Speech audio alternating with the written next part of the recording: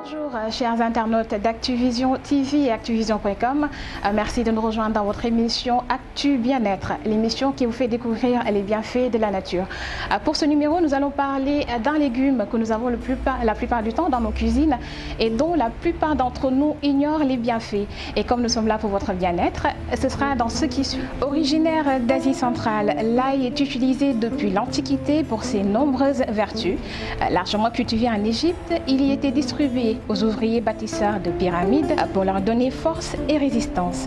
En médecine arabe, il était préconisé pour les douleurs d'estomac ou les infections de la peau. L'ail regorge de nombreuses vertus, notamment pour la santé. Considéré comme cardioprotecteur selon plusieurs études, les extraits d'ail riches en principes actifs, notamment en allicine, permettraient de diminuer le taux de cholestérol et de triglycérides sanguins. L'énosine contenue dans les gousses d'ail possède un petit effet vasodilatateur, ce qui permet une meilleure circulation sanguine et pourrait d'ailleurs expliquer également l'effet anti-hypertenseur. Concernant le cancer, les composés soufrés de l'allicine empêchent la prolifération des cellules cancéreuses et protègent l'organisme de certains potentiels agents cancérigènes. Par ailleurs, les nombreux antioxydants contenus dans l'ail protègent les cellules de l'action délétère des radicaux libres, notamment impliqués dans la survenue de certains cancers, essentiellement le cancer de l'estomac et de l'intestin. L'ail serait aussi un excellent remède contre les infections rhume, bronchite, connu depuis la nuit des temps pour ses vertus antimicrobiennes et anti-infectieuses. Il serait en particulier utilisé pour lutter contre le rhume et la bronchite et autres infections saisonnières. Pour sa consommation, l'idéal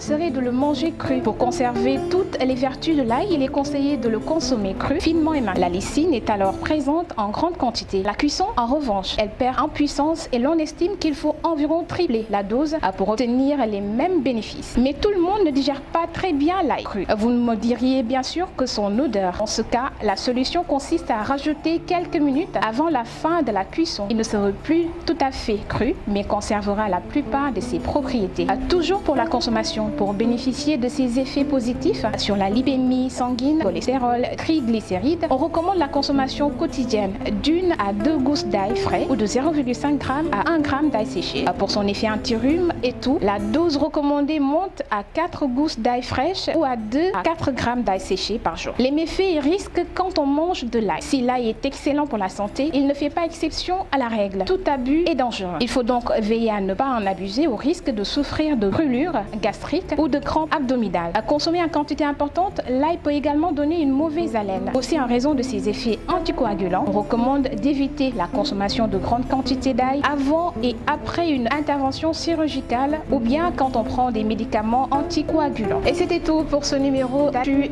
Bien-être. Et n'oubliez pas de vous abonner sur notre chaîne YouTube Actuvision TV et de nous suivre aussi sur le site Actuvision.com. Merci, rendez-vous très prochainement sur votre chaîne préférée. Au revoir.